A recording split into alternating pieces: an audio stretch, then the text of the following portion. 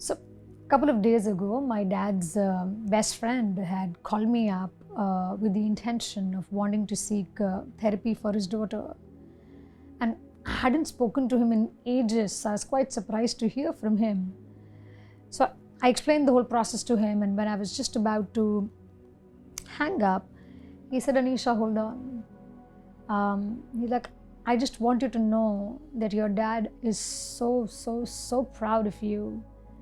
And he does say that you are really and truly a gem in the necklace of his life. I remember just holding the phone in my hands and not knowing how to react. For a moment, I was wanting to kind of push back and say, no, that's not true. My dad wouldn't have said that. And yet I just couldn't say anything. I just stood there, and my uncle turned back and said, did you hear what I said? And I said, yeah. And I just said thanks, because that's the polite thing to say. But somehow those words stayed with me. And after some time, I saw myself feeling like really angry at my father. And that's because I'm now 40. And in the 40 years of my life, my dad has never, ever said to me that he's proud of me. I have gone around achieving one thing after the other, but he has never turned back and said to me that you've done well for yourself, Anisha. I do not remember him ever kind of patting my back or saying, well done. And I guess in the whole process, I've been like this mountaineer who goes around climbing these high mountains, and after each time I climb a mountain, I look back to see if my father is not going to praise me. And when then no praise comes forward, then I look for another higher, another taller mountain to climb. And I just saw this amount of exhaustion that I was feeling in my body. So thankfully my dad stays close by, so I just rushed to my dad's home, and he was sitting on the sofa reading his newspaper as usual. So I sat down next to him and I said, Kishore uncle had called. Continued reading and said, And I said, did you recommend him to come to me? And he said, yeah, isn't this your job? You help everybody, and I thought you could help his daughter as well.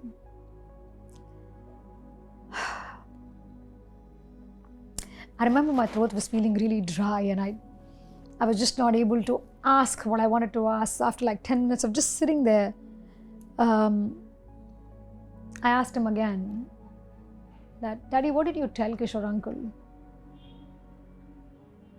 And my dad just, without even looking at me, said, oh, I told him that my daughter is a therapist, and maybe your daughter may want to avail my daughter's services. And I said, is that it? Did you say something else?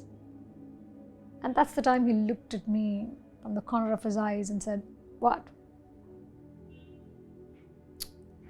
I had this kind of choking sensation, so I just asked him, Dad, did you tell him that you're proud of me and you think that I'm a gem in the necklace of your life?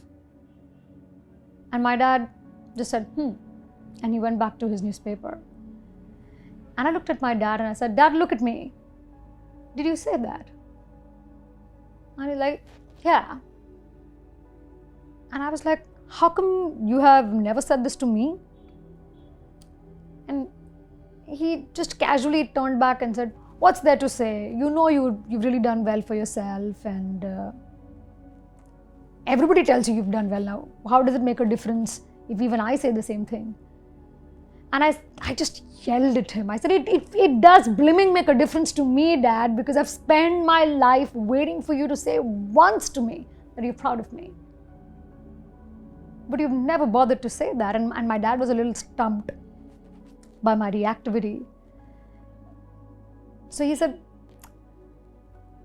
he just kept looking at me, and I started crying. So I said, Dad, it really matters to me that you appreciate me. I really long for your appreciation.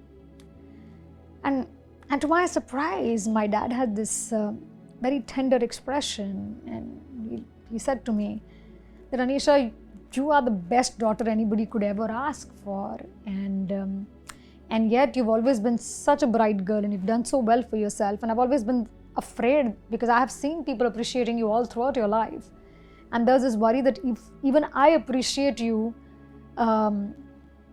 you'll probably, become arrogant and you will think no ends of yourself and you won't work hard. It was at that moment that I recognized that both me and my dad were kind of hit by this, by what Claude Steiner would refer to as stroke economy. And by stroke economy, he really meant the rules of being miserable. As human beings, we all have this hunger for recognition. We all have this deep longing to be appreciated by others.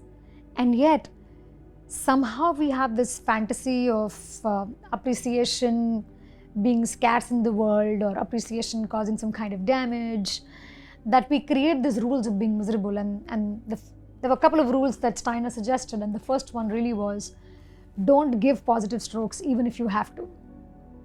And I think my dad was following that rule. He had so much to tell me. He thought I was really good, but in 40 years of my life, he never said that to me.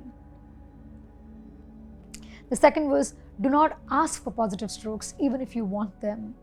Well, I think that speaks of me. All my life I wanted this man's appreciation, but I never found the courage to go and ask him that, Daddy, do you think there's anything good about me? Because my worry was that if I ask him for appreciation, and if he then gives me appreciation, then it's charity, it's not genuine. The third rule of misery really is, do not receive positive strokes even when you want them.